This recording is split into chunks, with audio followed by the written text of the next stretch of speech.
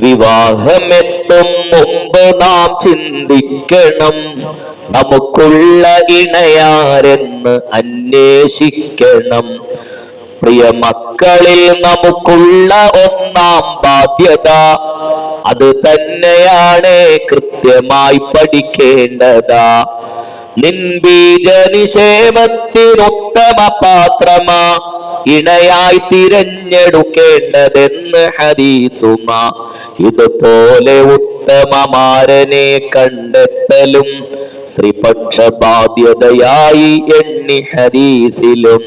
മാതാപിതാക്കൾക്കുള്ള ചിന്ത പ്രവൃത്തികൾ അവ പൈതലേറ്റു പിടിക്കുമെന്ന് ഹദീസരുൾ.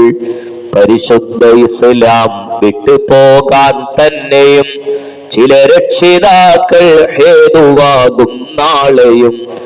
ഇതിനുള്ള ഇണയെ കൊണ്ട് നീ വിജയിക്കണം എന്നുള്ള നബി വചനത്തെ നാം ഓർമ്മിക്കണം.